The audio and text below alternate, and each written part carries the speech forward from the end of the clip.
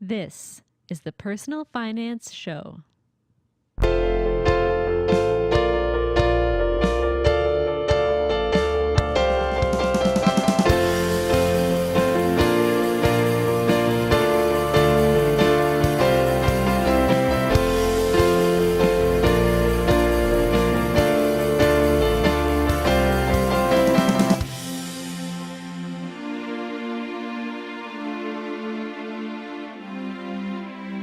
Welcome to episode 14 of the Personal Finance Show. I am your host, Bo Humphreys. Are you one of the lucky ones who has always had a clear picture of what you wanted to do with your life? There are many different names for this part of our life. Job, career, work, what we do for a living. Whatever you call it, it's the thing or things that we do to make money. The ideal situation is that the thing we do every day to make money is also something we enjoy and that aligns with our core values. A core value is something that is important to you. For example, one of my top 10 core values is helping others. So if I'm doing work and the end result of that work doesn't help others in some way, I won't be happy doing that work. You might have heard someone say, what would you do with your life if money wasn't important? When you're starting out in the working world, you don't generally have that luxury, so you might take the job that pays you well enough for the skills you have at that moment in time. But most of the time, you don't stay in that job for the rest of your life. Not anymore, anyhow. You might move up in a company or learn more about what you're good at, and eventually you might find out that you want to do something completely different. Some people think that when we change jobs or follow our passions, we're being selfish. But to quote Esther Perel, it's not vanity, it's sheer survival of the soul. If you're doing something every day and that something doesn't feel quite right, it's very important to listen to that feeling. It doesn't mean that you've been doing the wrong thing for the past 10 years. It just means that over that time, you've learned more about yourself and what it is you truly want. I believe that this is something that can only come from experience. Mike Wickware started out having no idea what he wanted to do with his life, and now he is Chief Marketing Officer of a new company called Planswell. Along the way, Mike had to make hard decisions about what was right for him and really think about what he wanted to do with his life. There will always be people that tell you that you have to stay on a certain path because of safety and security, or the fact that you spent money on a degree and you shouldn't waste it. Most of the time, these people are well-intentioned and they're just looking out for you. They don't want you to get into trouble. But the key thing to remember is that these people aren't the ones living your life. You have to do what's right for you, even if people don't understand. Even if you end up somewhere you could have never predicted. This is Mike's story. I'm glad that we decided to start with laughing, Mike, because laughing is always good, right? Everyone's in a good mood now. Everyone's in a good mood. I grew up reading Reader's Digest. We had about 1,000 copies of Reader's Digest around my house as a young boy, and one of the features was called "Laughter is the Best Medicine." Yes, I think I remember that. It was like a page of jokes, just a little dad. Nowadays they call them dad jokes. Yes. Cutesy little smilers. When I use dad jokes and my wife just rolls her eyes. That's the standard response to a dad joke, right? Well, you just have to explain to her, I got my sense of humor from Reader's Digest in the early 1980s. And thus the dad jokes. did, when you think about it. So I'm here with Mike Wickware, and we're at Planswell because Mike works for Planswell now, the Chief Marketing Officer, is that correct? Correct. Just before we get into talking about you, what does a chief marketing officer do exactly? For someone, obviously there's some marketing involved. There is some marketing involved, but one of the things that's interesting about doing this at a company like Planswell, where you're building a technology product, is that it's not just marketing the way you think about it. Advertising, let's say, and branding, and making an ad, or a billboard, making sure there's something interesting written on the blog. Like, that's definitely all part of it. Another part of it is actually, well, what does the word marketing even imply? You're bringing something to the market, and that something, in the case of Planswell, is like software and an experience that makes a financial plan. So it's really designing that product as well, and that whole interaction. Such that the market, in our case, the people of Canada, think, yeah, this is something cool that I want to use. And when it's a digital product, you might think marketing maybe ends at a website, but it really continues well past the website. The website hopefully is the place that you might go to learn about PlansWell and decide that, I'm interested in this. And from there, you flow into using a piece of software and going through an experience. And well, that's all part of it as well. So you're involved in the whole thing. We're using the term marketing as bringing to market. Right. And making something marketable, right? Which we don't really use it. It's synonymous with advertising lately. Correct. And ultimately, your goal is to satisfy the marketplace. My goal is to find the combination of things, and that includes creative pictures and also the mechanics of financial planning. That at the end of the day, thousands or hopefully millions of Canadians in this marketplace find that it's good for them. So is this a huge burden on your responsibility or privilege? How would you like if everyone in Canada adopts this, you would feel what? Joy. Joy. Because absolute joy. It's basically you. It's a huge validation. Well, I guess this could turn into some type of, is this Freudian or something? It's validation my goal. Of me as a person as much as it is of this idea of a business. Sure. And the thing, about this business in particular, and I imagine we'll talk about some of my previous experiences, is in this case, I feel like we are creating a social good. I believe that if we do it properly, the market will accept it because it actually improves their lives. So if 1 million people used PlansWell, I would feel like I made a measurable improvement in 1 million people's lives. And that, not to, sound overly grandiose, but that would be an amazing life accomplishment. That would be a great validation. And I tend to believe in marketplaces, and I think it would be hard to impact that many people if it wasn't because it was making their lives in some way better. I think that's a great place to start for a product, right? Make someone's life better, or focus on improving or fixing the problem that they have, or and then everything kind of comes from that, right? Yes. As opposed to starting with, I really want to make a lot of money, and coming up with a product to do that, right? If you start with the product or the goal first, and it's a kind or a universally accepted goal, such as helping. Yeah. That's a really good place to start. And we'll talk about PlansWell more later. Yeah. In terms of exactly what it is for those who don't know. But I want to go back to early Mike Wickware. So we're recording this in Financial Literacy Month in November in 2017. But this may not air during that time, but that doesn't mean we can't talk about financial literacy. Mm-hmm. I want to know about your history of personal finance in work, but also before you talk about your work, what was the first thing that you learned, or who taught you about personal finance, your own personal finances? Mm-hmm. It was very much a journey of self-discovery for me. I had to figure out, pretty much I got my mom when I was 8 or 9 years old to finally admit that, okay, Santa Claus is not real. And it was a feeling of tremendous disappointment. I wasn't expecting it to start this way, but please go on. It's like, okay, that was when I became a man. Now I got to take care of my finances. Yeah, and the mythology of my childhood just officially ended. I got my mom to admit this. So now it's like, oh man, I have to find my way in this world. And I didn't have a ton of guidance. I mean, I had my mom remarried when I was fairly young, and I had an example in my stepfather of like hard work. Okay. And like thrift and like economy and not trying to be conspicuous with your consumption, like being a modest, hardworking person. So I had that as a base.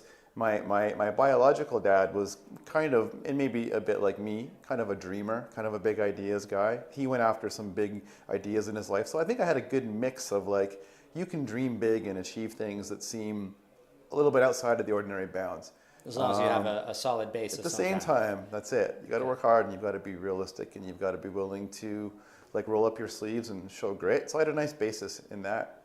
But really, the way I got involved in the financial industry is I was about 18 years old, and I was supposed to be in school, or at least working at a job, and I was kind of doing neither. I was like a wayward youth. Okay. Hardworking stepdad was like massively not a fan of these life choices I was making. It's like, you need to be doing something. You need to be, so hard work, right? If you're not in school, then you're paying me rent. Like, you need to be showing productive results in life. And it had been going on for a while, a year or two, you know, not a good situation at home. And one of my friends had an older brother who worked at a mutual fund company. So just to set the timeline here, this is the early 90s. And he said, you know, I know a lady who needs some help. She's looking to hire somebody. I could recommend you, but, you know, you better not make a fool of me. Like, you better show up and take it seriously. 18. You're at 18. I'm 18 years old. And you're going to go maybe sell mutual funds. Well, I'm just going to go to meet some lady that had a job. I had like no understanding. What's a mutual fund? I'm right? just like, yeah, the word mutual fund may not have even been used at this point in the conversation. Just some lady who's hiring somebody. So I said, okay, I'll check it out. And I drove to this office building and went up to the 8th floor, I think it was, and met this lady. Her name was Florence Einhorn. Okay. And she's sitting in this windowless office in the back of some office place, you know, that I'd never seen anything like before. And she said to me, she asked me some questions about myself, and she used this word that I thought was a nice compliment that I'd never probably even heard before. She said, "You seem very astute." I said, "Well, thank you very much, Mrs. Einhorn." She said, "You know, I think you could do this job. Can you start like right now? Can you just stay right now and start working?" And I said, "Oh, my parents will be really happy." Okay, sure. You know, we arranged so many dollars per hour, and I started doing essentially data entry. I had this massive stack of slips of paper. That each of them said a person's name and an account number and some dollar amount and some number of units that they had bought or sold. And my job was to just like machine-like go through this stack of paper and do data entry. You were a computer. I was a computer, a computer almost, computer assistant. I sat there doing this for, a little while, days or a couple weeks, and I was looking around and seeing all these guys with like nice looking suits, and I noticed some BMWs in the parking lot, and I kind of got friendly with one of the guys. His name was Pierre, and one day I said, "Hey, Pierre, what do we do here? What business are we in exactly? What are we doing? What are these numbers? What are these slips of paper? Like, what is this actually all about?" It wasn't all that well explained to me. He's like, "Well, we're financial advisors. We sell people mutual funds. All these people have their money at the bank and they're earning some token amount of interest, and we show them that if they come and buy mutual funds here, they'll earn like much higher returns." And I used to sell photocopiers, he said, and I wasn't making anywhere near the money I make now selling mutual funds. Better, the fees are better, I'm sure. This is a much better business. And I said, okay, well, I was kind of directionless, and I thought, well, I've stumbled into something that might be a great career for me, where I get to wear a suit and drive a BMW. So, okay, I'll start to dig into this. And then I did, through correspondence, my mutual fund license course. I did my Canadian securities course, which you need to trade stocks and bonds. I enrolled in the Chartered Financial Planner program. I started doing courses for the Certified Investment Manager designation. I think at the time I thought, well, I'm like 18 or 19. I'm going to need a few diplomas on my wall to make this seem plausible. Yeah, sure. A little bit green, right? Yeah, I was a little bit green. So I went down that path, and then maybe after a year of data entry, I landed a job as an assistant to a financial advisor at Midland Wallen, which was one of the big stockbroker firms. Wow, that name, I haven't heard that name in a while. Is it still around? Midland Wallen was absorbed by Merrill Lynch. Yes. Was it, was it during a financial crisis of some kind? It was probably pre-financial, early 2000s, I want to say. That. Yeah, wow. Probably around the Enron I'm probably thinking of old commercials on the radio from the 90s. That's possible. Yeah, possibly. Or just seeing a sign as I drove through downtown Ontario. The funny thing is, and this was almost like a foreshadowing of where things would go, is that they had this logo that was a blue circle, and the tagline was "Blue Chip Thinking." Blue Chip Thinking, of Blue course. Chip Thinking. And I thought, ooh, I like that. Yeah, it was good. It was really good. And did Merrill Lynch absorb that logo, that slogan as well? I think they took over Midland Wallen, and the name and Blue Chip Thinking went away. That's still like that. That totally brings back memories for me. Blue Chip Thinking, Blue Chip Thinking, and I wasn't even in the financial industry or anything around that time. So you went to work for Midland Waldman. I did. And how long were you there for? For about a year, I worked supporting 2 financial advisors, and these guys were not quite like the mutual fund salespeople. They were more like stockbrokers. Oh, really? They were more involved in making stock trades and would rely a lot more on the analyst research. And I would help these guys, but I'd also have like lots of time to read tons of analyst research reports, and I was just absorbing all this information about just money and markets. One of the advisors I worked with was a gold bug. There was this cult of guys who gold was $300 or $400 an ounce, and they were just convinced it was going to go back to $1,000. So and they buying were up like as much as they could. Yeah, and they were like these fringe guys. Everyone thought they were crazy, but as you know, gold broke through $2,000 an ounce eventually. The trouble is it took many years, but. So I just started learning all about this, and I just learning about everything about it. And I think so I had this idea I was going to become like them. I mean, I was on a path to become an advisor myself was the idea. But I remember very well this one day when I thought to myself, there's this whole world of money I knew nothing about. As far as I could tell, no one else in my life knew anything about it. And I was trying to figure out who I was going to be, what kind of man I'd be, what kind of career I'd have. And I thought to myself, like, I don't know if this job exists, but I feel like I'd be good at being a professional explainer. Yeah. I'm like, I like this subject matter, and I get it, and That's I feel like I'm pretty good at explaining it. Well, that's kindred spirits. You're in the ground floor of my current job. Yeah. It took a long time before I figured out a way to really do that, but. So how did you do that? What was the explainer in your mind, or did you make it into reality? I didn't know at that time what that meant. I did used to imagine, okay, I'm going to start getting clients, and I would actually imagine scenarios where when I sat down with them, I would explain concepts. I guess I thought I would do it in the context of being a financial advisor. Yeah, but better, like really focus on the explaining part and more like teaching maybe. Do the explaining really well. Yeah. That's what I was into. I feel like Although, it's always needed. It's always needed, yeah. So I did get my chance. I said to these advisors that I worked with said to me one day, we're leaving. We're leaving Midland Waldman. We're going, a group of us, about half a dozen of us. We're going to start our own little scrappy brokerage firm up the street. Would you like to come with us and do this?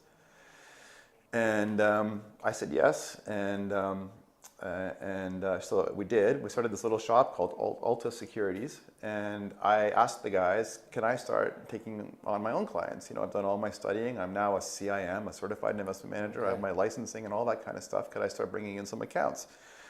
And I thought I was asking to be given some great privilege, but it's like, no, that's the name of this business. By all means, if you can bring in some accounts, bring in some accounts. This is how we make our living. Yeah. But in some ways, that's kind of what started to dawn on me and kind of started to spoil the career path. I kind of realized increasingly that the most successful financial advisors probably have some gifts when it comes to being good communicators, and they probably do some explaining. For sure they do. I mean, it's part of what they have to do. But really, you're a commissioned salesperson. Mm-hmm. And you better be spending your time doing sales. In fact, the whole name of the game started to become more and more as the industry kind of became more mature and advanced, was to find ways to spend as little time as possible with your clients, because that's not necessarily time that's profitable. Not as little time as possible. You need to maintain relationships, but it's about efficiency. But once the client buys whatever fund or funds that you're selling, it's just a set it and forget it You're kind of done situation. You don't really have to convince them of anything else. Yeah, you're kind of on autopilot. And you maybe at the time got your fees up front, or they were built into a contract of some kind? Mix of both. Yeah. So like maybe deferred sales charges. Well, or at something. that time, that's right. Somebody gives you money and you basically make 5% right away. So I used to always think to myself, I just find a client with $100,000 and I'll have $5,000 in my pocket, and I'll have another maybe 0.5%, so a year and forever. Who would pay that to? Who would pay the $5,000, or how would you get it? Well, the funny thing is, I even thought, well, the mutual fund company is who's giving me the money. That's what makes the most sense. Right? But, well, who's giving the mutual fund the money? Yeah. Oh, my clients. Okay.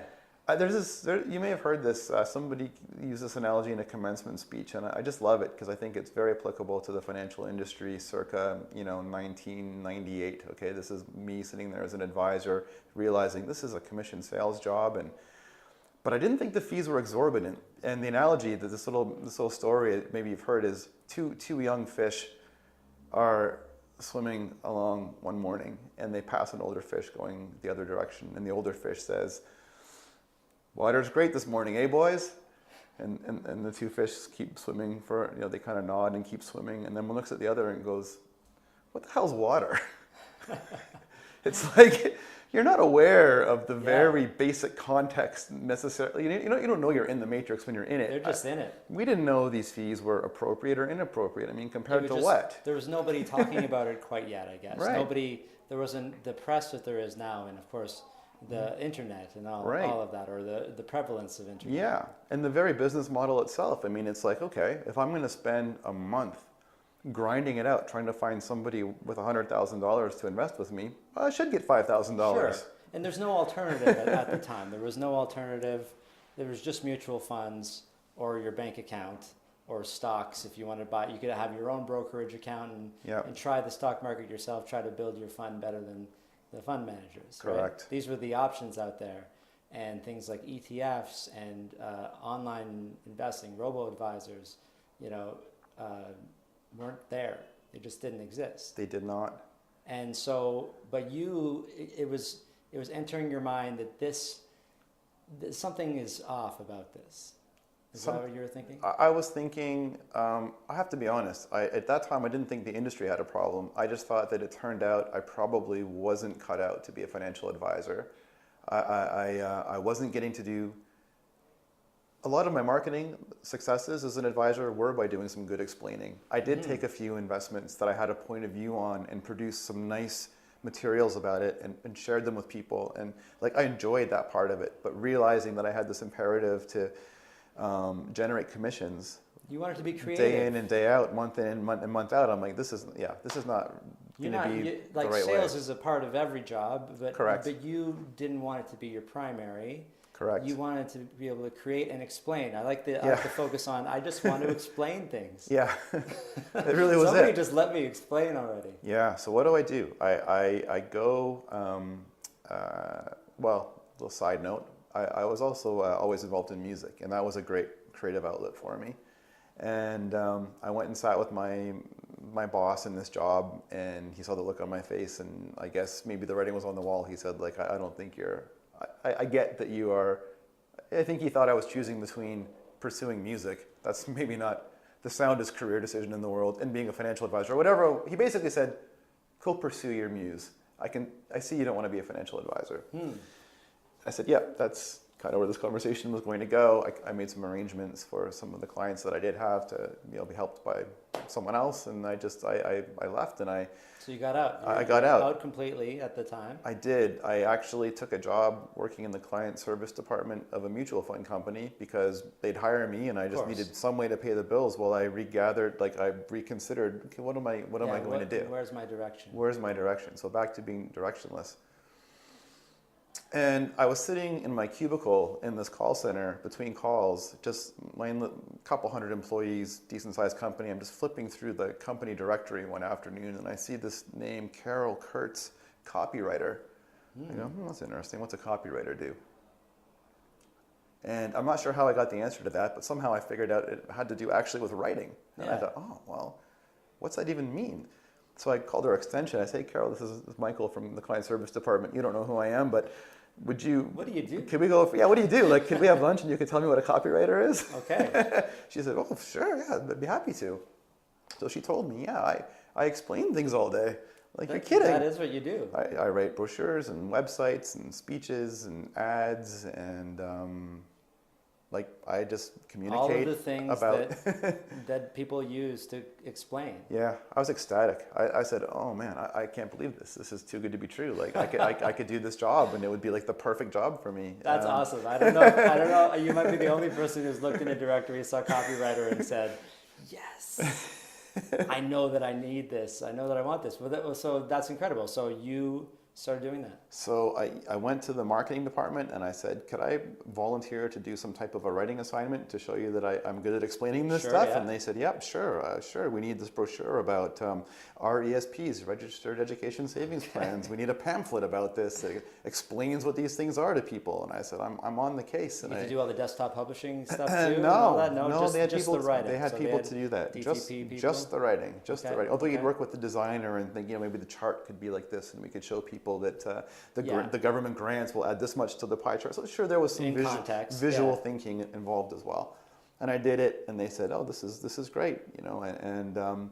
I don't remember exactly how the timing worked, but it just so happened. Luck is a big factor in life, Bose, you probably know. And somebody, there was a maternity leave in the marketing department of one of the other copywriters. There were like 3, and they offered me to fill in, and then that was it. I was, a professional explainer in the financial industry. You finally made it. And Yeah. what about the music? Just to go back to that, what were you doing? Were you performing on the side, or how did the music I come? was actually during the call center period before I became and beyond. I took a little leave actually to go on a little tour Nice. in the U.S. Is this a band that we would know or would have known at the time, or We had a hit. This unknown Aerosmith band? the band was called Heater, Heater? Heater. Okay. In the summer of 2000 or 2001, we were on college radio in Canada a lot, but it was in the Nice. summertime, which is kind of funny because school was kind of out. But I was in college at that time. that's great. Yeah, cool. It was. Oh man, it was fun. We drove around. I remember going to Waterloo and some of the various college radio stations and did little in studio, little acoustic sessions. It would have been funny if I actually maybe saw you at a campus bar or something, and I didn't It's even possible. know. Or I looked and I said, "Heater, what's Yeah, this? what's right? this? What's this?" I mean, music's always. I've always, even without a band, been writing and recording music at home. It's just a, long-term tick of mine. But Well, creativity, right? Yeah. I mean, there's parts of it. I never thought of myself as a writer, or because I was a musician first or a piano player. Right. But then I figured out how to play and sing at the same time. Like I can sing and play the piano together. These things just change. You can't just stop at one. You got to explore the other. I can tell you I can't draw. That's the one thing that I can't do. But turns out I can write. That's I can neat. write when it's something that you are passionate about it. And Yes. and because you could have been an explainer for other things, but you decided to stay with mutual funds just because that's the knowledge base that you had, or was there other reasons or financial stuff? That's a really good question. This is like a like water type scenario for me because I have wondered before. Yeah. Like, why has my life been anchored around money, personal finance stuff? Yeah, could it have been like you just got into farming and now you're writing about carrots instead? Like, it's possible. Like, had I not met Florence Einhorn on that day, I might Yeah. know absolutely nothing about any of this right now. It is a little fascinating. And I don't know what would have happened in that scenario. I really don't. Because personally, I always liked money. I was always fascinated by money and numbers, right? So it was just inevitable that I would get into something to do with that. Not always explaining, but just problem solving was always Right. my thing. So I kind of knew where I was. I didn't know exactly where, but I knew. And I think in your situation, you were kind of directionless. And I mean, you could have got to that mutual fund company at the beginning and said, data entry, this is terrible. I'm going to get on a bus and go to Vancouver. Yeah. Or whatever. You could have easily done that, but you stuck with it for some reason. So there must be some attraction to the numbers. Yeah, well, I mean, yeah, I do like, how can I describe what it is I like about it? I'm not too sure. I mean, Well, we know you like the explaining. yeah, But- and but- there's little eureka moments in it. Sure, It's really okay, cool okay. when you, like, if you're looking at stock research reports, it's really cool when you learn about a company that has a product or a business model or a method that you've never heard of before. That's really clever. Someone else who's bringing something to the market that obviously is filling a need and making people happy, and you learn about the world. Like, you learn see. about the world through it. Or, Discovery. if there's some little trick you can do to make yourself go from being kind of poor to being kind of rich, or like just like little tricks that can improve your person. Like, there are lots of little Easter eggs and nuggets and ideas in it. And maybe I feel there's a need to explain it because it's actually quite unfortunate that people are so not aware of it. Many dimensions of life are full of people who have opinions. Finance, 90% of people don't even really look at it, never mind have opinions about it. And it affects everybody. And yet it affects everybody. Like not everybody has a mutual fund, but everybody has money. Not everybody's invested or even has a savings account, but it's somewhere. Yeah. They get cash. It's they got to there. figure out what to do with it. It's one of the, I don't know, other than the fact that we're all human beings, it's one of the few things that we all share in common, even across borders and everything. Yeah. There's got to, the currency is so old, right? There has to be a way, like, as soon as we left the bartering system and went to a store of value, right? And now we're all the way to cryptocurrency. We could have another thing, a whole new podcast about that. But it's like this thing that's so common, but it's so complicated at the same time, right? How to make my money grow, how to make sure that it's safe, how to make sure that my future is safe. And so you took on the responsibility of trying to explain it in a way that people would understand. That's correct. I think one of the things, like if I think about a formative like kind of moment, in those early days, one of the most common ways to sell people on the merits of mutual funds would be to show them what happens if they save $200 a month starting when they're 25 and earn some rate of return. Sure. And you look at the power of compound returns and realize that you can save up a lot of money. And it doesn't seem, and it's not that hard to do. Yeah. So why aren't 100% of people doing this by default right away? And you don't even get into the conversation about that. If you're paying too many fees, then it'll grow by less. It won't be as much as you want for people who aren't doing anything at all. So you're just trying to get people to get into it. And then, so how long did you do the copywriting for? So I'm working at this mutual fund company doing the copywriting. 9/11 happened when I was at that job. Okay, and then it was maybe by the following spring of 2002, I had kind of observed a few things that happened at the company where they wanted to step up their explaining and do some advertising, do some marketing, and we brought in a couple of different outside ad agencies. And so one interesting thing, I'm not a psychologist, but this left brain, right brain thing, it seems like a lot of creative people, if you're strong on the creative side of your mind, it's almost like you have even potentially a lower aptitude for this money stuff. Sure. I just observed this in this agency people that try as we might, they just weren't doing all that great a job of understanding the concepts and the subject matter. It also applies to doctors as well. Right. Unfortunately. Is that true? Yes. Doctors are stereotypically bad with money. And I think it's more about your mind is obsessed or focused on something else. It's way complex. Yeah. And you understand that. Right. Why would you have the brain power? So you're an artist. You can create these awesome things. You can make music. Why would you understand personal finance? So the same applies to anything that's heavy, anything that's a profession, right? Right. So you were noticing that this was, they need more explaining? They need help getting this job. And fair play, by the way, it's true. I'm an awful surgeon, so it's exactly. And I don't expect you to be a good surgeon. Yeah. So I'm like, we were getting pretty frustrated trying to work with these external agencies to, it was sometimes things like understanding from a regulatory point of view what you can and can't say. It was also understanding the mechanics of investments and taxes and how they work, and they just weren't doing a great job. So I kind of realized that this is a bit of a niche skill. Like if you can communicate effectively and you understand the subject matter, maybe this is like a gap in the marketplace. Maybe this is something that the world needs. And you're bridging the gap. Started kind of calling around and talking to a couple other companies in the financial industry and kind of validating that, this is like a known problem. There's a bit of an explainer crisis, a lack of good explainers on the subject matter, and maybe the whole financial industry was wringing their hands a bit like, why can't we get people to understand and embrace this more? Why aren't they doing what they should do for their own financial benefit? Everyone wanted to solve this problem. So, and I had a friend in sales at the mutual fund company who would say to me, hey, buddy, you got to get out of here, man. You kind of got a good thing. You're good at this thing. I had a pretty good reputation around the company. Like, I know you want to go and do something still kind of more like independent, more entrepreneurial. So I said to my employer, what if I just continued to do a lot of what I do now, but I did it like on a freelance basis?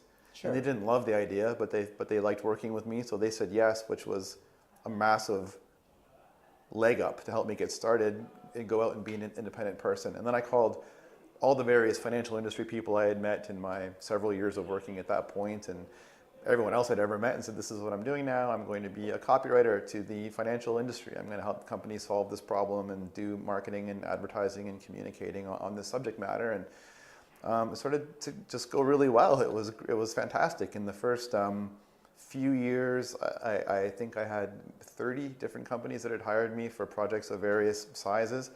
And that friend of mine who was in sales, who encouraged me to leave my job, we'd stayed in touch all along. And at that point,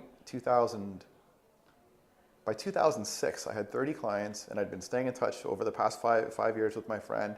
And he said, I think, we talked about, should he come and join me? Could this become like an agency? Could this become like a company? And he could kind of help run the business and be a rainmaker. I could keep focusing on the explaining. And so we did. We partnered up in 2006, named the agency, not that creatively after myself, Wickware Communications. It does kind of sound like a software company. Yeah, and no one else has that name. That's for pretty much for sure. Or a candle company. Or a candle company. If there's such a thing as candle software.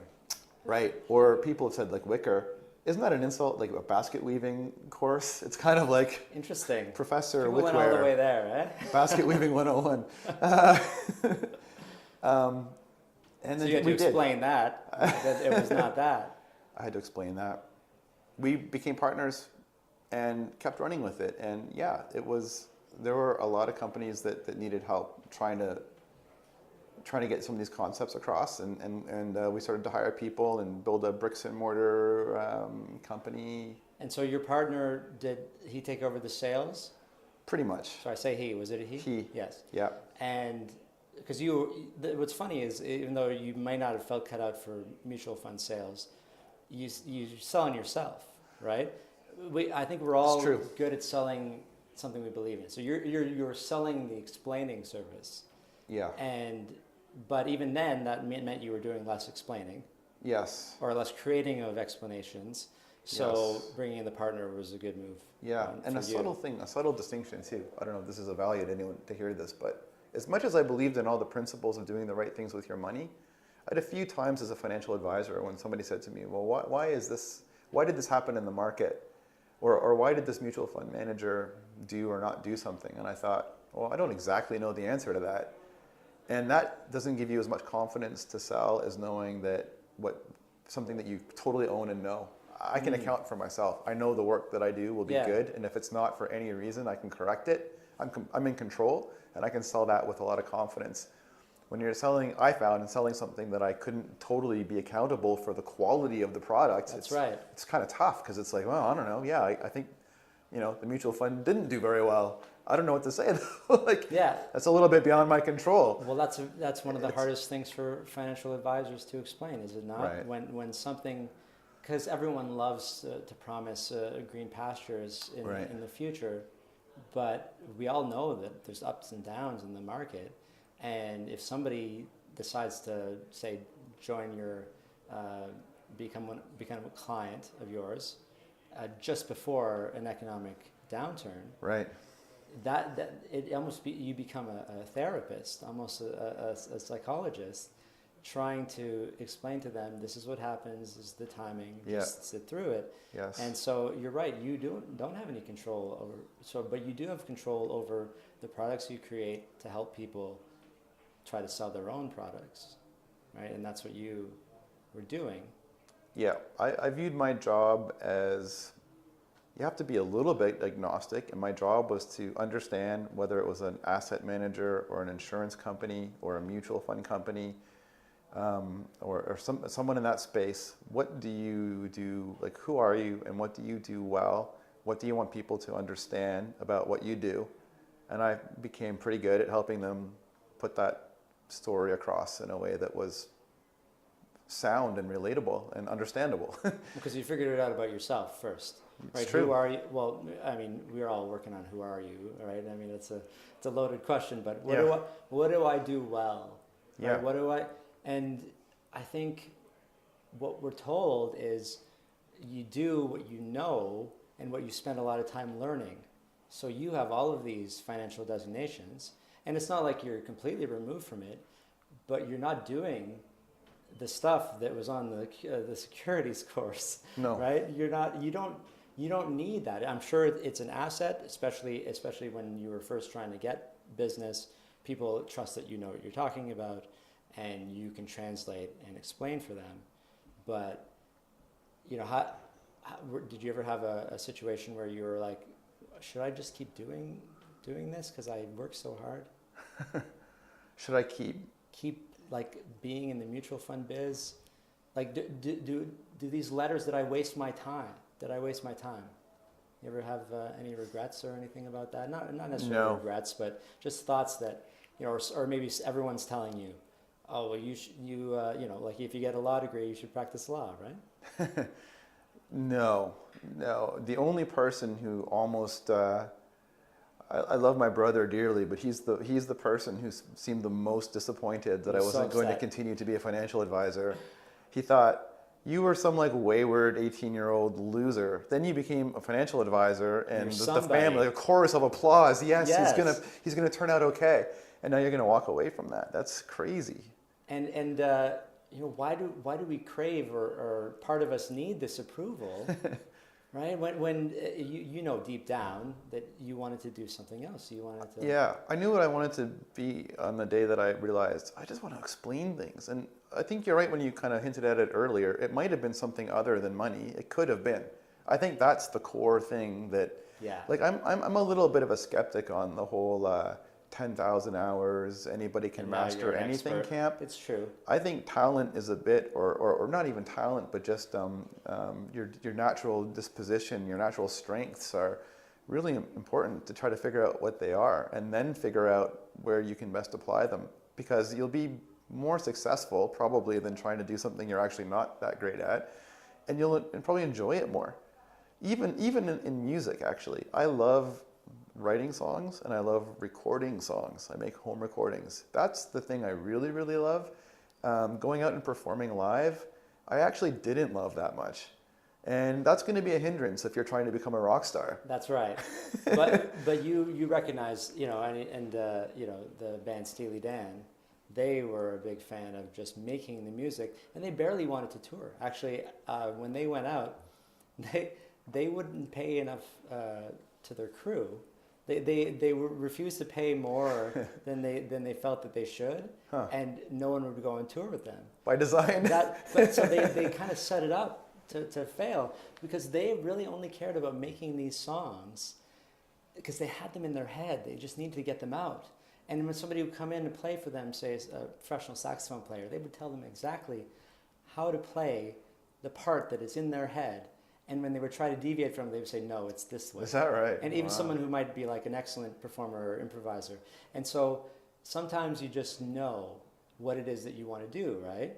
And so you're doing the music, the creating, and so even if no one ever hears this music, which I'm guessing maybe there's a song or two which nobody's heard, or perhaps just family. Though there are many that have never been heard, sure. Yeah, but that's not what it is about. It's not about that for you, right? No. What about other creative parts of you? Were you doing anything else during the Wickware time? Was that your creative outlet? Were you able to? Yeah, music was always the thing. And then this is funny because when you're a writer and you it comes up from time to time. Oh, do you think you'll write a book, or what about a screenplay? And I've kind of taken a stab at a screenplay a couple times. Really? And I found that it's extremely difficult. I've actually found that, let's say at this point, I could probably say the type of writing I do, I have certainly some talent for. Screenplays, not nearly so much. No, I guess it's a really specific tough thing, eh? It's a different beast. It's a different thing. So music comes naturally. Trying to write a screenplay apparently doesn't, even though I thought maybe it would. Well, but you did write a book for Planswell, correct? Well, Or collaborate? yeah, I did write a book for Planswell. I mean, it's not a book in a novel sense, but it's an introduction to some principles of financial planning. That was a lot of fun. I kind of, now that I know more about the explaining, origins of the explainer, it kind of, does it feel like a culmination of your like, now I get to do a big sort of explaining project and, you know, and I get all the freedom. I have all the creative freedom to do it. Yeah, well, Planswell is definitely a place where overall it feels like a culmination of like a life's work to date for sure. I'm jumping ahead. Yeah, So yeah. you Let's back up a say, step. how did you get to Planswell? We're nearly there. Yeah. So you're at Wickware still. Yeah, it's the holiday, like the Christmas break of 2015. No, let's just back up a tiny bit. Let's say during the year, I think 2015 was when a couple interesting things happened. So we had, you know, maybe a dozen employees at Wickware, at the agency. And so a couple things that stick out in my mind. One is that Vanguard, the ETF company, very, very low cost ETFs, was coming to Canada. And actually, we started doing work for them around 2011. So it had been some time, but ETFs and this whole conversation around investment fees had been building momentum for a while, for a couple of years. And I started to really realize that this is not just an option that's out there. This is quite possibly going to be the next major like paradigm shift in investing towards low cost. You're realizing this by the companies coming to you to market. We're helping to launch them, and we're helping to introduce them. Well, you might have been doing some reading on your own, of course, but it's I like that your perspective is how many people are trying to sell products, and oh look, they're all ETF companies now, or the big one is coming to Canada. So you were helping them getting to Canada, like making materials for them. Yes, and Vanguard impressed me immensely. Like I went to go see their campus. They have a 15,000 person campus in the US. And just their whole culture and philosophy, many people may not know they operate as essentially like a non-profit. Really? The unit holders of Vanguard's ETFs in the US actually own the business. Oh. So part of the reason they're able to be so low cost is they don't only just strip out these big, huge commissions to financial planners, they even strip out a lot of their own potential waste and profit margin that traditional models of investing would have. Like their goal is to lower their prices. They measure success by if they're still able to operate their business at even lower cost than they were last year. That really sounds un-American. It's very un-American. Yeah, I mean well, this sounds rare in the ETF business. I mean, I know it's all supposed to be low cost, but I don't. Maybe this is the first that I've heard of it, but it's a very underappreciated point. Yeah. And they toil, like I'm going to get these numbers completely wrong, but let's just say they're at a few. Oh, darn, I'm losing the numbers. A couple trillion in assets. Let's just say it took their first 20 or 30 years for anyone to even notice who they are. And then in the past 10 years, they become, I believe, the second largest asset manager on the planet because, there were a few external factors that I think contributed to that. We had the financial crisis, and we had a world where, when I first started in the mutual fund business, we would talk about 12 and 15% a year returns. Now we're talking about 4 and 5 and 6% returns. Mm-hmm. So if the fees are a couple percent, before it was just kind of a detail. A couple of percent, who cares? It really We're making so much money. Right? Now it's like, wait a minute, how much are these fees? I'm losing a third of my money to fees. And then inflation. And what's the other factor that I often think about? Just lower returns, focus on fees. The whole conversation in the world started to change, and I became a big believer that Vanguard and things like Vanguard were going to be the future. And I would also harken back to this experience I had in my very beginning days as like a child, stockbroker in the 90s when this grizzled old, always half drunk stockbroker, he said to me, all this money's going into mutual funds right now, son, but one day in your career, you're going to see another trend this big, another $1 trillion trend, and you should spot what it is, and that's going to be your big opportunity. Really? Yeah, and I thought to myself, What a foreshadowing. This is it. I'm there. This is it. From over maybe a 20-year period, people moved $1 trillion in Canada from their bank account or a GIC into mutual funds. And right now that $1 trillion is every day slowly moving to other vehicles, mostly ETFs that are much lower in cost. I'm like, this is going to be the thing. This is going to happen. I knew that. And then I had this one meeting with a client in 2015. It was an insurance company, and they wanted us to assist with launching some segregated funds, basically mutual funds, if any listeners aren't familiar, that have an insurance guarantee wrapped around that says that if the market goes well, it'll just behave like a normal mutual fund. But if you were to pass away, or if the market were to crash, this insurance will guarantee that at least some percentage of your money is safe. Okay. Sometimes 50% or 75%. So I'm looking at this product, and they're briefing us on it and talking about how we're going to market it. And I noticed like their most expensive fund had a fee over 4%. Oh, wow. It's hard to even earn 4% a year. No, and I mean, anybody listening today, I feel like everybody knows 4% is high. It's outrageous. For any fund. Yeah. Right? 3% is really outrageous in the context of our economic times. So I'm like, okay. It's hard for me knowing that low-cost alternatives exist. It's hard for me knowing how incredibly important it is to not give all your returns away to fees, to sit here with a clear conscience and contemplate helping somebody market a product that has just really not reasonable at all fees. I can't explain this. I can't explain this. Thank you, Bo. This cannot be explained. And we're at an impasse. Explaining is so important to you. Yeah.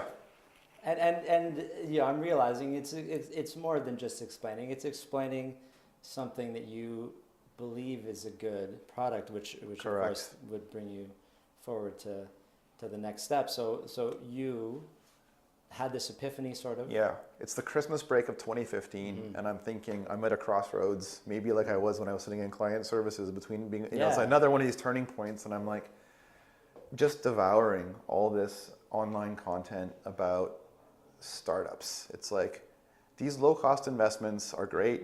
I feel like they could be put on the internet. I feel like I could explain everything the customer really needs to know. I don't really see a great need for there to be a financial advisor to explain this stuff. One of the big reveals of the financial industry is that we make things sound way more complicated than they are. It's pretty dang straightforward to pick 3 or 5 decent ETFs, very broadly available, plain vanilla, nothing exotic, and just start investing in it and get a better result than most or all other alternatives. It's pretty... And that's the key, right? Is that if it was just these are passive and they're not actively managed and low management expense ratios and fees, but they performed poorly, then nobody would buy them. It turns out that the actively managed funds that have the high fees don't necessarily do any better.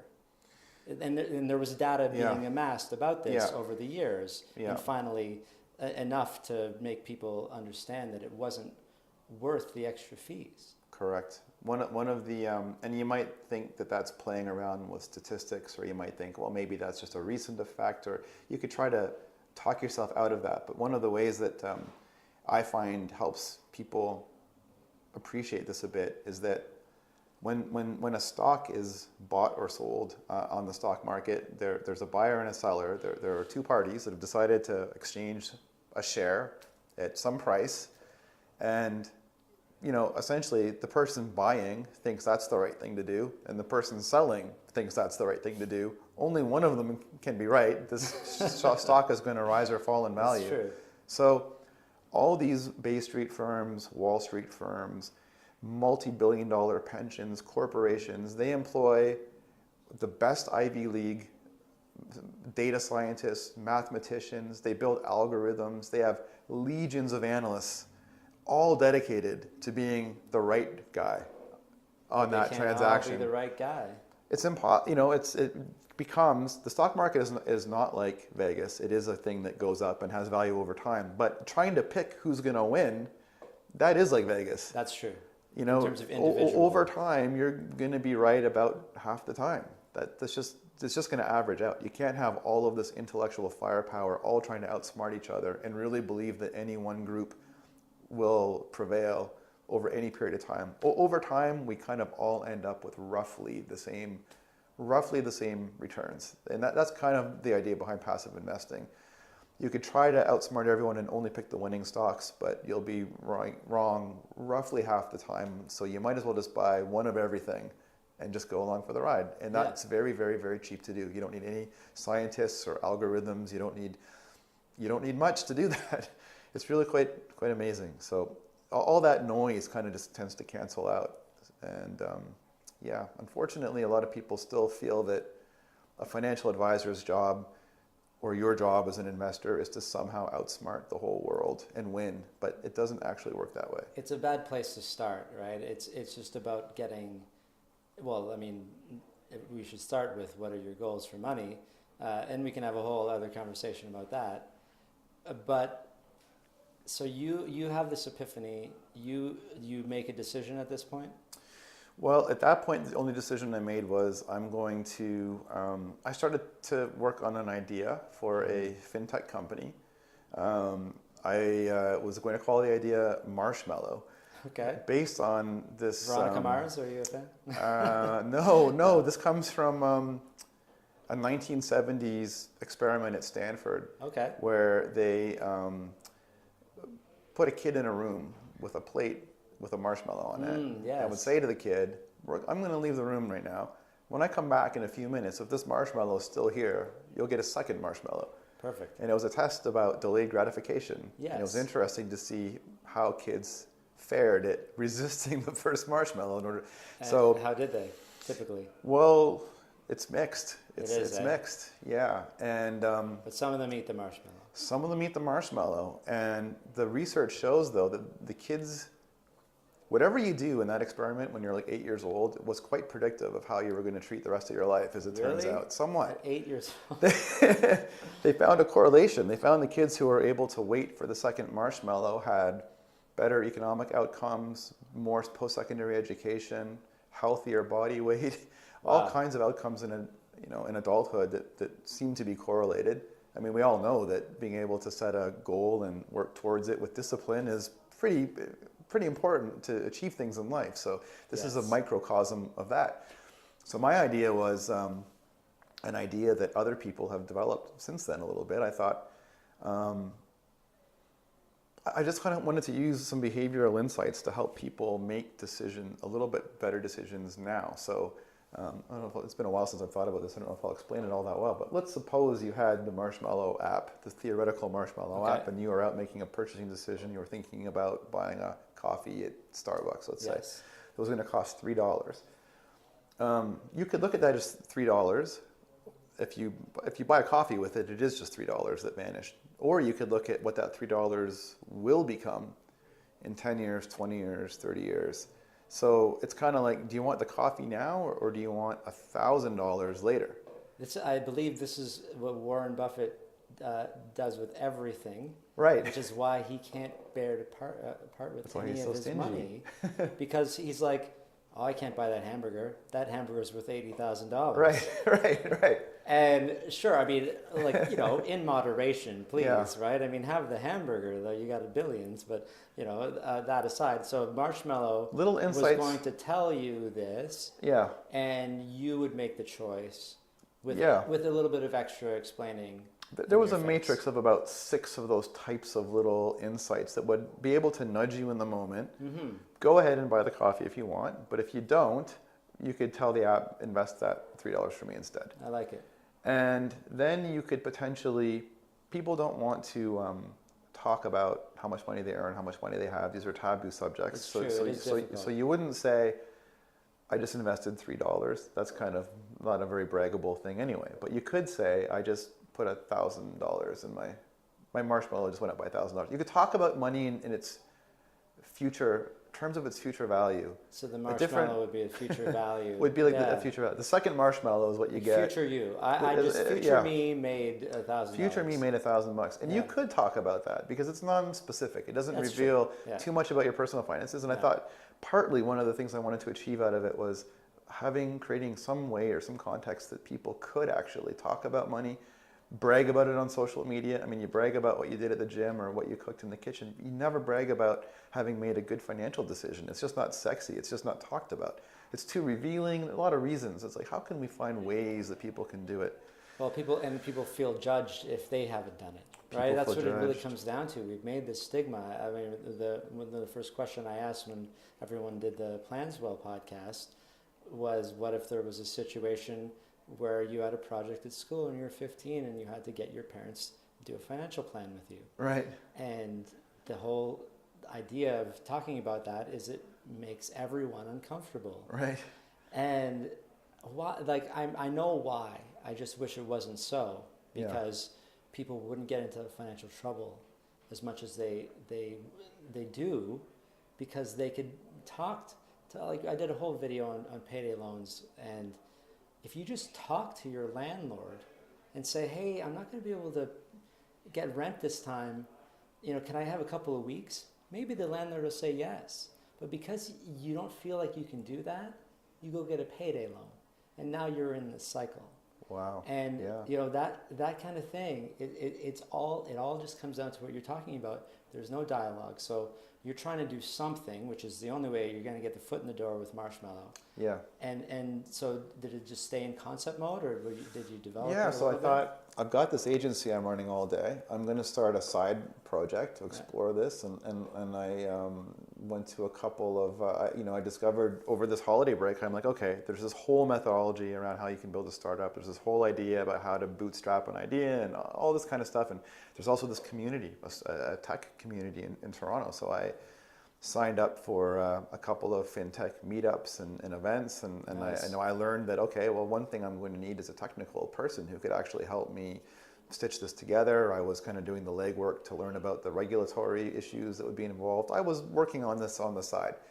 And then through my exploring the fintech community early in 2016, I met our CEO, Eric Arnold.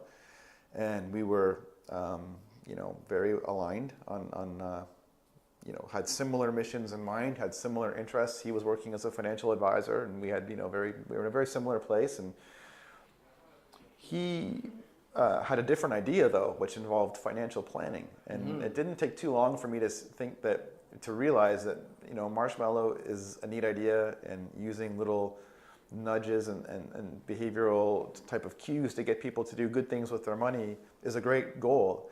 It could be a feature, though, on an even bigger idea, which is create financial plans for people. Eric, and that wasn't that was kind of outside your wheelhouse, right? Financial planning wasn't necessarily part of what you would have been doing with selling investments and even promoting investments. Did the plans come in there at all?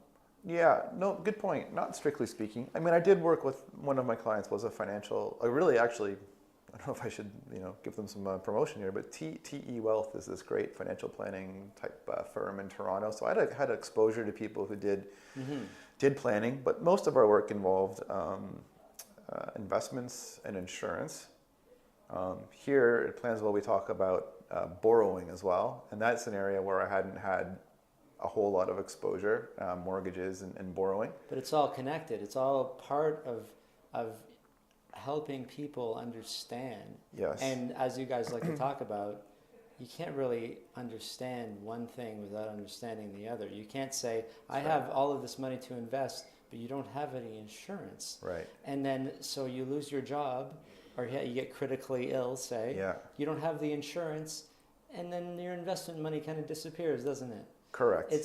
And a lot of people don't realize this, and I didn't necessarily realize how interconnected it all was too, right? And the banks don't help, because they'll say, oh, great, you have lots of debt. Hey, please open an RSP account with us, right? Instead of paying it off. And that's counter to the logic that we all seem to know, but we trust.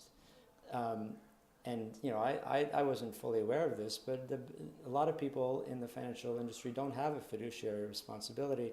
No. They don't have to do what is in your best interest, just what is suitable. Correct. And I don't know. This has only become very clear to me recently, and I don't like it. It's not good. No. I don't like it at all. Yeah. People will tell you to do absolutely the wrong thing all day long, the way things are currently constituted. And we can go back to my story for a moment. I'm trying to sell enough mutual funds every month that my 5% commission becomes a living wage. Yeah. And the guy across the street is trying to sell enough insurance policies that month so his commissions add up to a living wage. And the bank is trying to sell enough mortgages every month so that her bonuses add up to a living. Like, everyone's incented. The way financial services are generally distributed are that commissioned salespeople who work for various little silos or represent various little products are out there trying to say, give me all your money. No, give me all your money.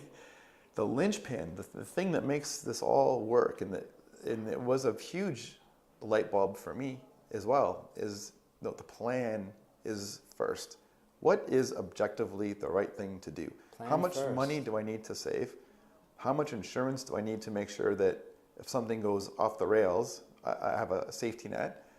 And how do I pay as little as possible for my debt? And these three things have to all talk to each other and come to a balance, come to an optimal compromise between these three things. And then, so it's not about trying to sell products, it's about trying to make a plan. And then you can just implement the plan. And then that shouldn't be driven by sales commissions, that should be driven by what's the mathematically correct thing to do. So you guys, you and Eric Arnold, and then did you find other people before you started developing? Yeah, so Eric had a couple of guys that he had already been talking to about the idea. So Scott Wetton, one of our co-founders, he's the COO here, was part of that group. There are a couple of other guys who work here today who were part of these early meetings. What we started to do is every Friday, or part of the day, Friday afternoons, Wednesday afternoons, we take half a day at least a week, and we'd get together in my agency and just plan this out and debate everything from financial planning methodology, and how a plan should work, and to this how is all a side project for everyone. This is all a side project for everyone. You're everyone. all doing your day jobs. And, How would the math work? How would the technology work? How would the regulatory framework work? How would we let people know we exist? How would we tell people about us? How would we take? That's your job. That's my job. How would we take somebody from never having heard of us to learning about these ideas and communicating this stuff and creating a plan and having a way to implement it? And there's every type of resistance imaginable, because it goes very much against the grain of the way the entire industry is structured to support commissioned salespeople, not to support what we're doing. That's so right. we've had to find ways to hack things to allow us to put the consumer first. So we spent months on that before we had any investment capital to actually start making a company. It was just ideas for a year, pretty well. So this is machine learning. This is artificial intelligence, right? Yes and no. It's actually like a rules-based system. Okay. It's not AI, strictly speaking. There's a component to the software, and this was one of the most difficult things to achieve. It's called an expert system. And this was, when expert systems were the state of the art, it was like the AI of its day, maybe of like the 90s. But now there's different terms for all of these things. The art is advancing. Yeah, we kind of have a roadmap where we see how more and more components of what we do can be AI based. But for now, it made sense to, so I'll explain the expert system. You can get only so far with a rules-based system to do a financial plan. Where it gets tricky is most people's plans will not just resolve perfectly at the first pass. Something might have to give. Like, you might have to consider saving a little more. You might have to consider retiring a bit later. You might have to consider working part-time in retirement. You might have to think of using some home equity, or maybe reducing your lifestyle a bit. There's a lot of little tweaks and compromises, many factors you can take to adjust a plan so that it looks like something you feel good about. Well, that often gets solved traditionally by a financial planner who's a human being who can be like, Bo, I know you have this freelance gig you do on the side and you love it, so let's just assume you're going to keep doing that after 65. Sound good? Type it into the Great. financial planning Your software. plan works now. Yeah. But you over there, you just can't wait to stop working, and so you might think about trying to find an extra $100 a month now. I don't know, whatever it is, you're going to find different ways to help people resolve their plans. So how do you build a system that can accommodate all of this? That's the expert system. That's the piece of what we've built that is has a the whole thing. There are multiple patents that we've applied for, but that's the thing that almost was like the toughest nut to crack. How do you have a system that can suggest some of these compromises and make some inferences and help everybody ideally get to a place where, even if they're behind the eight ball financially in life, we can get them to a place where there's a workable plan. Yeah. So yeah. Because they shouldn't be excluded no. from the service of financial planning. It shouldn't just be for the wealthy or people with money. You should be able to help anybody. So I'm glad you said that. Financial planning, this will sound like a pat little thing to say, but it's true. It's most often offered to the people who don't actually need it. When you can afford to pay the fees for a planner, it probably means you've got more than enough money. You're good. If you pay a little extra 1% or 2%, it's probably not going to make a difference. But to the people with $10,000, it does make a big difference. It makes a huge difference. About 1% of Canadians have $1 million. So, the millionaire class is truly about a 1% slice of Canada. And most of the financial industry is fixated on fighting over that 1% and virtually ignoring the other 99%. Mostly because the model is set up that's how they're going to be able to pay their bills and feed their families, is those millionaires, because they're not going to get paid money doing it otherwise. Correct. But you guys needed to change that. Yeah. And it sounds like this expert system is like one of the first things like this, especially for financial planning. As far as we can tell, it's the first. It is the first. And only. Yeah. And so resistance, you must have run up against, other than the systemic stuff, people saying you're going to replace me with a computer. Yeah. The financial planners would say. Yeah. The financial planners, I don't know. I find it's interesting. A lot of the sort of veterans of the industry who see what we're doing have a mixed reaction. Early on, when it was just an idea, and even before Eric even met me, he actually might have started this idea even sooner, but he was completely shut down by people who said, what you're describing is what banks do. You can't build a bank.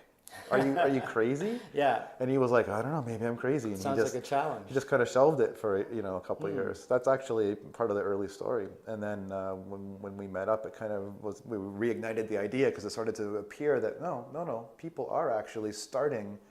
You could start investing online through robo-advisors. There was the beginnings of change were starting to happen.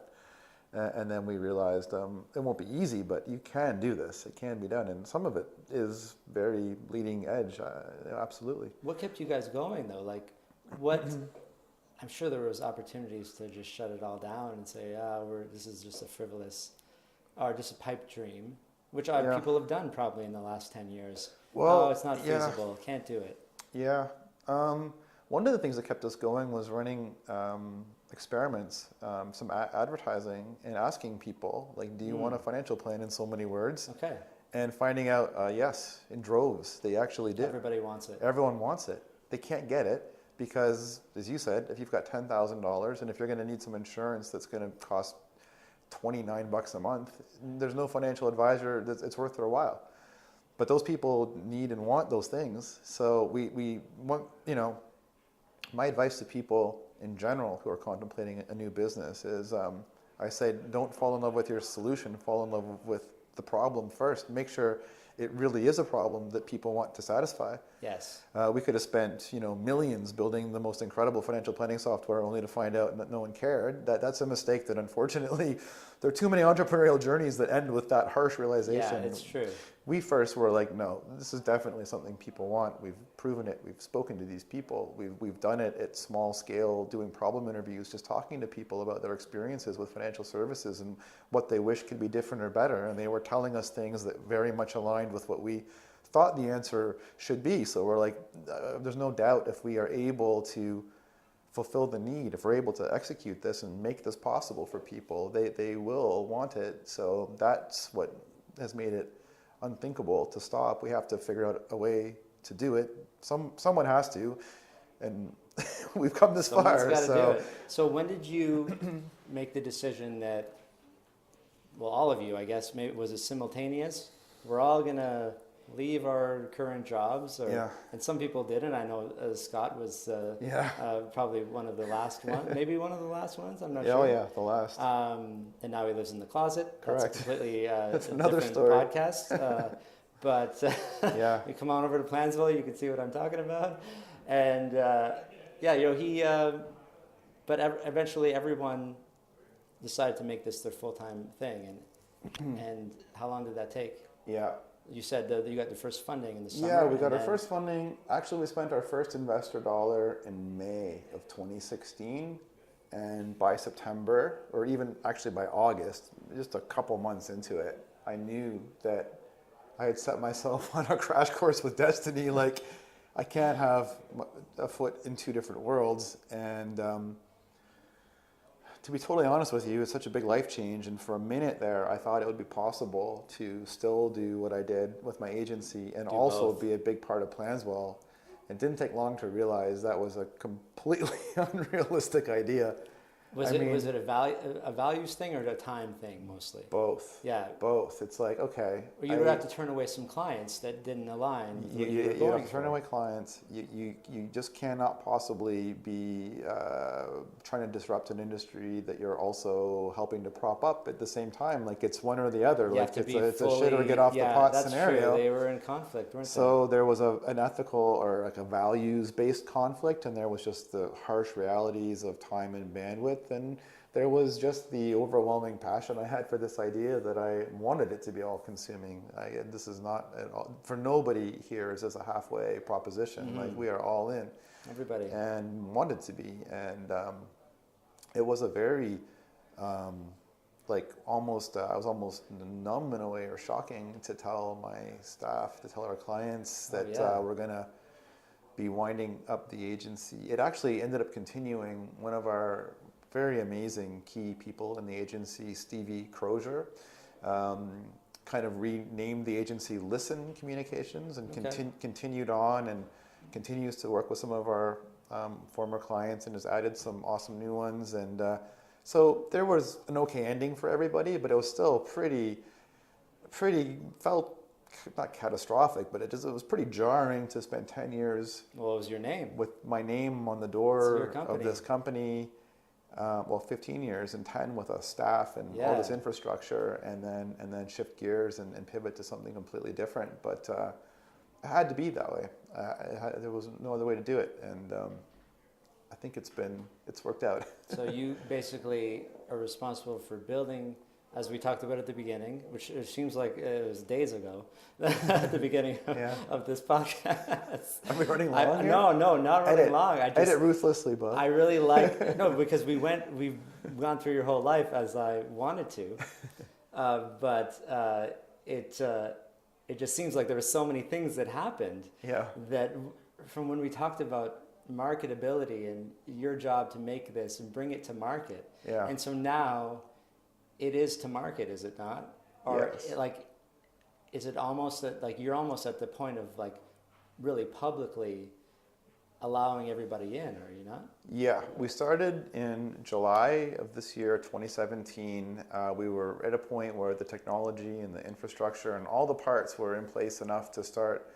We've been kind of bringing clients on here and there throughout 2017. In July, we were in a position to really, every single day, there are people coming to Planswell. We've made 10,000 plans for Canadians at this point. That's awesome. Give or take, a little more than that, I think. And and we've just been getting better and better at executing what we do. I mean, the plans we make are fabulous. But we need to be in a place where, let's say, many more thousands of Canadians come calling on us in the near term. We need to make sure we can give everyone a great experience. We can serve everybody and do a great job. So we've just been building the conditions to be able to do that. And so right now where are we? In late November, we're weeks away from taking down our wait list. The reason we've had a wait list is just so that we can't end up with an unmanageable amount of demand. You don't want someone to fill out a plan and then have nowhere to go with it because everyone's busy with other plans. And we did a whole podcast with the Planswell crew, so you can find out more about the details there. But we can but briefly, it's people fill out the plan online, and then they talk to you guys about it. Because as you said before, you're never going to have a complete plan built by the system. It's always going to need a little bit of tweaking. And not only that, this is just the first iteration of the plan. You want them to come back and revisit it every 6 months. That's right. Yeah, absolutely. As well as obviously, work on the implementation. If not, with you, or if they have other ideas with others, but mostly you guys are ready to help them make the right decisions based on what the plan says. Correct. Yeah. And it takes about 3 minutes to get a plan that is almost all the way there, almost all perfect, except for, like you said, you probably have some personal details that require some customization. It almost seems impossible to get a perfect plan. Yeah. And I don't know if you would want to believe that the machine can make the perfect plan for you without having a little bit of discussion Correct. about it, right? And I think that's the idea. That's the idea. But it does all of the groundwork that would take a financial planner. How much have you equated the amount of hours of time that the machine does in 3 minutes? Yeah, I mean, Eric really got to study some high-level financial planners when he was an advisor and learned a lot from that experience. And it's like 40 hours of work for a human generally to go through a series of meetings and information gathering and questionnaires and using software to create plans. So that we've got that 40 hours down to, it's like 3 minutes to get to be able to see your plan. Then you can chat with us and customize it or tweak it up a little bit. And we want to speak to everybody because that's part of how we'll make this better and better and better is learning from the client feedback. And then you can implement the plan with us if you wish. And the main takeaway, I think, should be that plan is going to be the only plan that maybe anywhere in the world that is based on mathematically making the most of your money, optimizing it. It has nothing to do with an agenda to sell a certain thing. It's not going to say buy this many because Planswell gets a commission. It'll say, you have this money to invest, and then Planswell can help you invest it, but just make sure you invest it somewhere. Just invest it somewhere. Pay off your debt and get some insurance, and it's going to have all this, and you're not forced to implement it. No. You have the information at your disposal, and then you can decide what to do. Follow the plan. Just follow the plan. Just follow the plan. Because the plan is, like you said, it's mathematical. It's not some person trying to convince you to do one thing or another. That's right. Nobody at Planswell is compensated in any way based on what you do or don't buy or how what you buy or how much you buy. There's not a commissioned incentive for anybody to try to force you into any decision.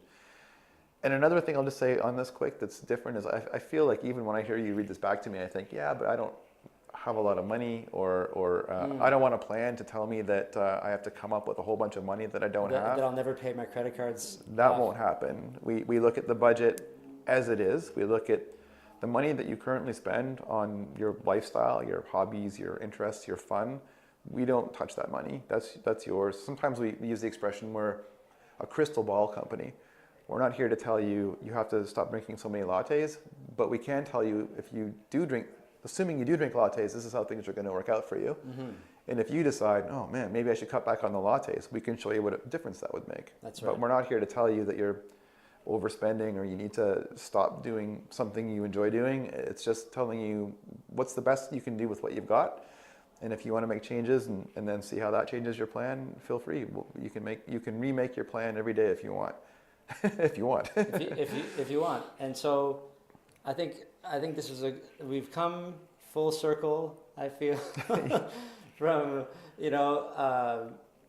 I was really wanted to hear your story because I really want to know how people end up where they are. And I think what it does is it might enable people who are in a situation where they're just, I'm sitting here selling stuff I don't want to sell, or I'm not getting to explain or create, if we replace the word explain with create, or whatever it is you want to do, you're not doing it. Yeah. We'll figure out a way to do it. Yeah. And then everything just kind of, it goes from there. Everything, it's, make the leap. Correct. Because otherwise we're never going to make things better. And you guys just sat around talking about stuff, and now it's a reality. Yeah. And it's kind of crazy when you think about it. It's an incredible feeling that I would wish everybody to have. Yeah. If you've got some vision of something that you think should exist and it aligns with what you're good at doing and you like doing, you have to take the risk and do it. Perfect. I can't say anything else. Thanks, Mike. I really appreciate it. And, planswell.com, right? That's correct. Awesome. And you can go and you get a free copy of Mike's book, the book that you wrote for Planswell.